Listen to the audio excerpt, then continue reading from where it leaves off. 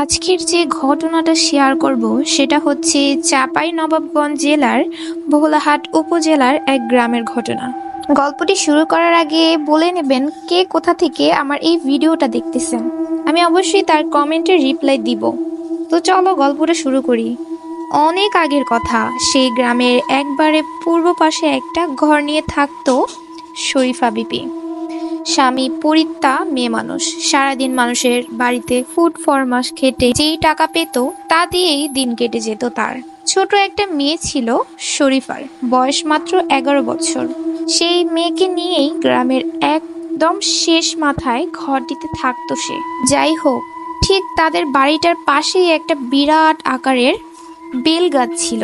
সেই বেল গাছ নিয়েই গ্রামের নানান কথা প্রচলিত ছিল। মাঝে মাঝে নাকি সেই গাছের নিচে একটা লোককে বসে থাকতে দেখা যেত। লোকটিকে যখনই দেখা যেত তখনই নাকি দূরে কোথাও কুকুরের কাদার আওয়াজ পাওয়া যেত। মার্চ মাসের কোনো এক রবিবারে শহর থেকে নিজেদের দোকানের জন্য কেনাকাটা করে ফিরছিল একদল গ্রাম্য দোকানদার। সংখ্যায় তারা 12 কিংবা 15 জনের মতো ছিলেন। রাত তখন 11টার মতো হবে। শরীফাদের বাসার কাছে আসতেই তারা দেখতে পেলেন সেই গাছের নিচে লোকটি বসে আছে এবং লোকটিকে ঘিরে আছে একদল মানুষ আকৃতি ছায়ামূর্তি। প্রতিটা ছায়ামূর্তি আকারে যেন মানুষের প্রায় দ্বিগুণ। তারা সবাই দেখে দম বন্ধ করে দাঁড়িয়ে থাকেন। মিনিট খানেক পর এক সময় ছায়ামূর্তিগুলো ভাসতে ভাসতে সেই গাছের উপর উঠে মিলিয়ে যায়। এর খানিক পর লোকটিকে আর দেখা যায় না।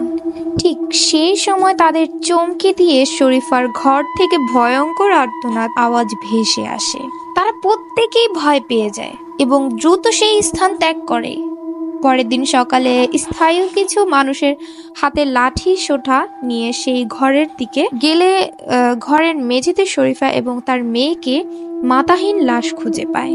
অনেক খোঁজাখুঁজির পর তাদের মাথাগুলো পাওয়া যায় সেই গাছের মগডালে, ঠিক যেখানে তার আগের রাতের লোকগুলোর ওই ছায়ামূর্তিকে হারিয়ে যেতে দেখেছিল।